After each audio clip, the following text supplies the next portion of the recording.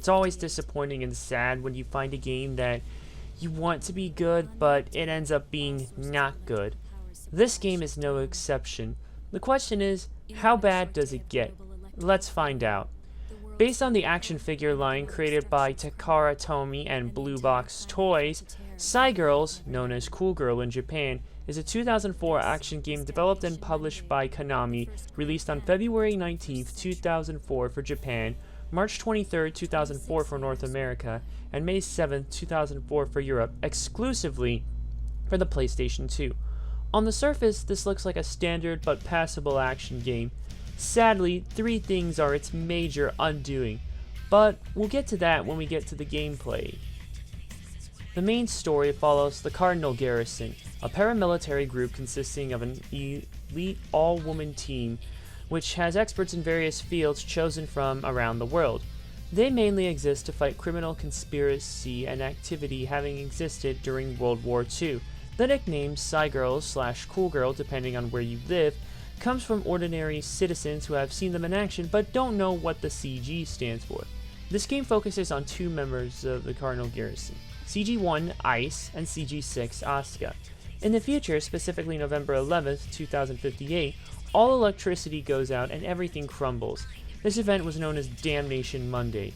26 years later, the Cardinal Garrison are out to find the mastermind behind Damnation Monday and put him to justice.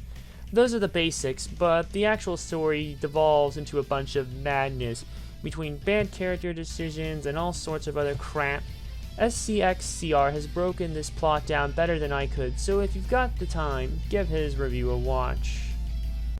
So yeah, despite an outlandish plot, the gameplay itself is what matters most, so at least that has to be worth something, right? Not exactly. There are two types of gameplay across two campaigns. Yeah, that's right, I said two campaigns. Each character is given their own disc with their own type of gameplay. We'll start with Ice's campaign. Ice's gameplay primarily consists of a third-person shooter. She has many weapons she can use, but no melee combat, except in Side D. More on that in a moment. She can use cover, but can't blind fire. Her running is also slower than it should be, even when pushing fully on the analog stick. You also can't switch weapons on the fly. This means every time you need to switch weapons, you can only do so via the pause menu. Every single time. The only things you can switch for on the fly include items in your inventory, such as grenades and items you find in levels, some items being needed for puzzles. Asuka's gameplay consists of a hack and slash. She can move fast and has only one weapon, her sword. It also has only one 3-hit combo.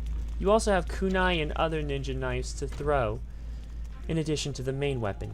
She can run on walls and has a grappling hook for reaching higher places. In the right position as well, she can also use grenades and cover. Let's just say she's way more fluid and fun to play as compared to Ice. To be honest, the characters and how they play are the only real differences between them. Most levels they go to are the same, with the exception of a few levels. The levels have you go from point A to point B. You'll solve various puzzles to progress forward and jack into Cyber Dimension, also known as Side D. Side D will have you modulate, download, decrypt, and destroy various files. You'll do this to open doors and other things in the real world in addition to getting various information. You only have 10 minutes though. If you're in longer than 10 minutes, you'll lose your mind and it's game over. So far, everything I've laid out, despite the flaws, sounds like a flawed but decent action game. Well, unfortunately, there are three major problems that destroy any kind of fun. For starters, the design of some of the levels are awful. They feel very long, like a labyrinth of a maze. The first level of Ice's campaign is the worst example of this, or one of the worst examples. Some doors and shutters are locked and only there to throw you off about where to go, though that doesn't compare to the prison level for Ice. Navigating that mess of doors and opening them, awful, simply awful. It picks up for Ice after that, but I wouldn't blame anyone for checking out of her campaign.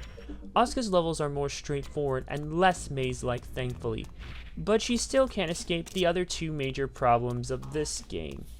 The puzzles and the backtracking. Most of the puzzles aren't well explained and end up forcing you to backtrack more than you have to at times. One puzzle later on in the game did not even work for me on Ice's side. Flat out, dead serious. the infamous math puzzle in Marshall Islands Part 1. You get information files via SIDE that tell you what to change the drug dose amount to in order to get control of the production line. However, the numbers you are given, with the exception of the first, are wrong. The files say drug A can turn drug B into -1, which doesn't make any sense. When you set A at 16, B is set at -16. Set B to 25 because 25 plus -16 is 9, the amount that B needs to be. Confused? So am I. And even though I said everything correctly, the puzzle did not activate. Yeah, what a mess. Asuka has crappy puzzles as well, but nothing this bad that stopped me from getting through her campaign. Even though the gameplay is a mess, the game looks fine at least. The graphics are fine.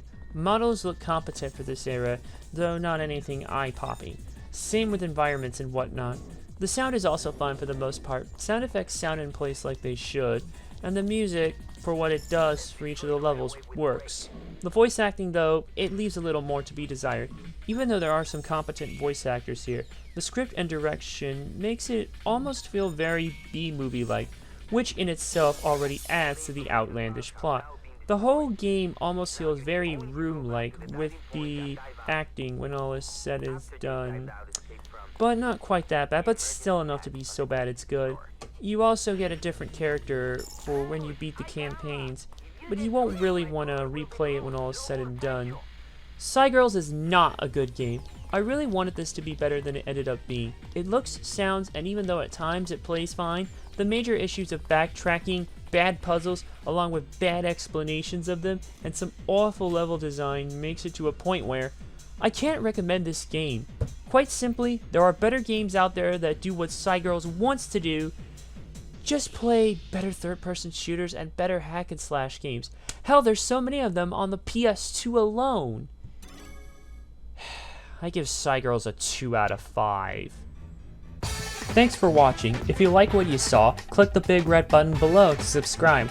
Check out the other links in the description for more cool stuff. And check out the playlist on screen for more content. See you in the next video.